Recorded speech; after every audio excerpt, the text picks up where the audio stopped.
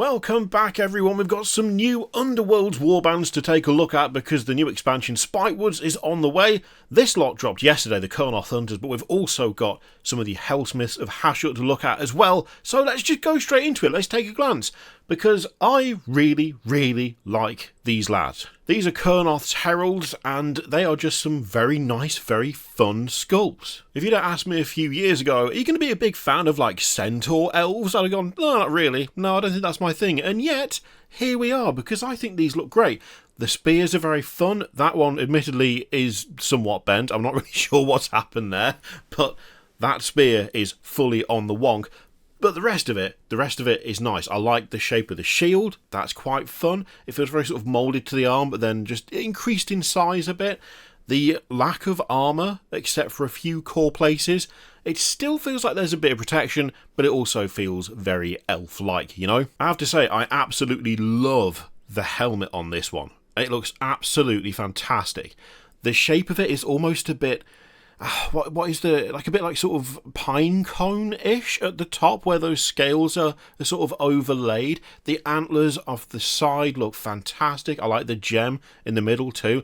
That's just a very cool helm. I think they've nailed it with that. Also, having that big long braid coming from the back adds a lot to this. I feel like this model would look a little bit empty without that, but that kind of long strand of hair going back, that adds a lot. It adds a lot to the silhouette. It makes it look a lot more imposing. I like the fact that this... I mean, is it a horse body or more of a deer body? It kind of feels like more of a deer body in a way.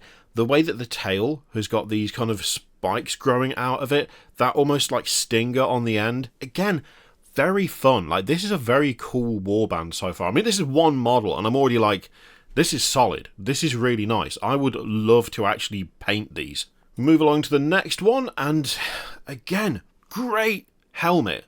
That looks fantastic. I really like ones that are sort of blank, but with a little bit of decoration. Things that are sort of half mask, half helm, and having those big, like, I guess they're more like moose antlers on them. That looks grand. The hair, again, makes a big difference to it. Again, I feel like the silhouette would be a bit off without it, but the hair being there just adds a lot of presence. Also, a lot of armour around the midriff on this one. A lot of it.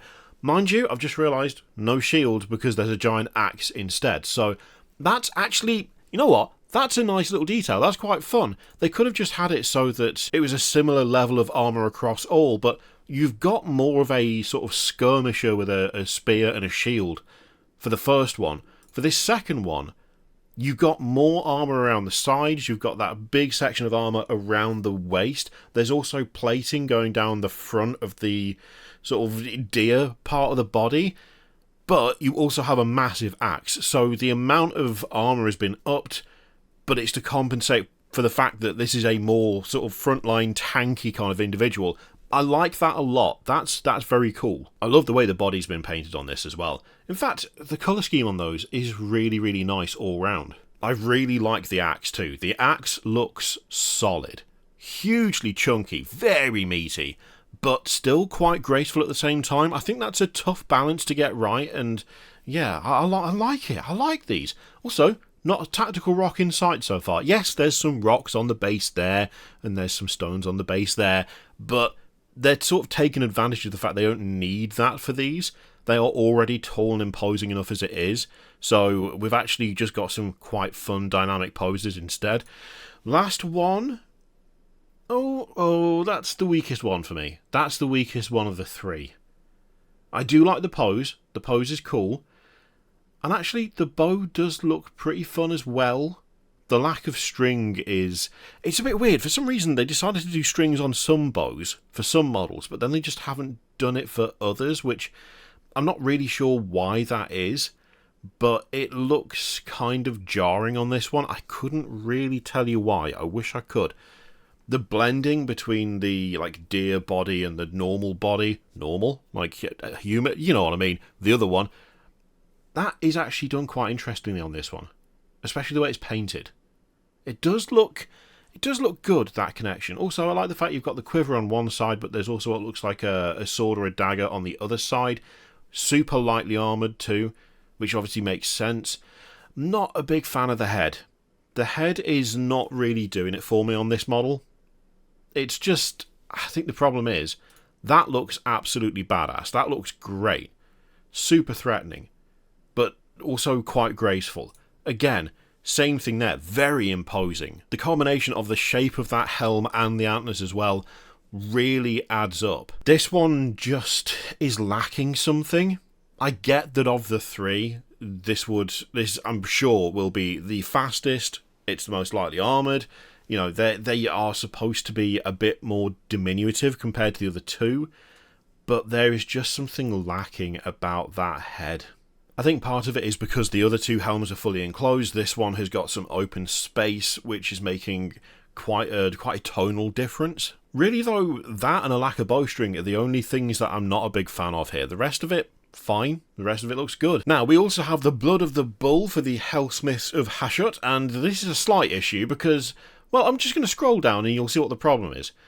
There's no carousel for these, and I feel like they were supposed to be, like, you could magnify them. I'm going to do a quick refresh just in case, just so you can see that I have double checked this. Let's go for the new tab approach and see if they're big enough. Close enough. We're going to have to zoom in a bit though, aren't we? Right, that's a bit better. These guys look absolutely horrific. Those faces, they do not look happy. They look angry. They look they look decidedly evil, which I guess makes sense. The armour again looks really good. They do strike me, the more I look at them, the more like busy it feels like some of the Hellsmith stuff is. Hellsmith, that's getting increasingly hard to say, but stylistically I do like them overall. They do look fun. The sword is chunky, so is the person holding it. The belts, like the cloth around the waist, and then having that whip tied on as well. That's quite a cool choice. I like that. The two maces look cool. There's definitely a style over like efficiency thing, it feels like, with some of these, but hey, if you're not looking good on the battlefield, what are you even doing there, you know? I do like that layering of, you've got the cloth and you've got the scales and you've got the full like plate armour. It does look very good. It also does contribute significantly to how chunky they look. And the big hats still haven't got old. Still enjoying the big hats.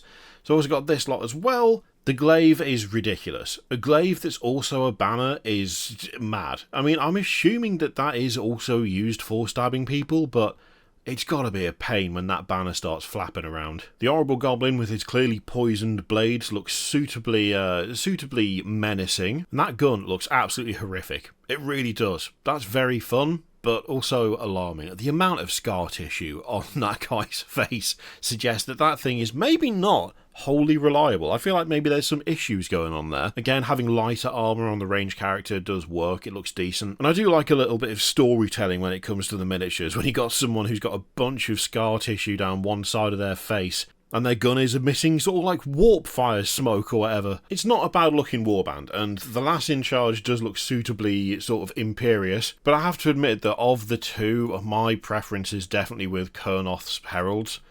Yeah, one of them isn't quite to my taste, but the other two are so good. And while the Blood of the Bull are fun, they're not having quite the same impact for me. But that's just me. Let me know what you think of that lot in the comments down below. In the meantime, feel free to click all the things, and I'll see you for the next one.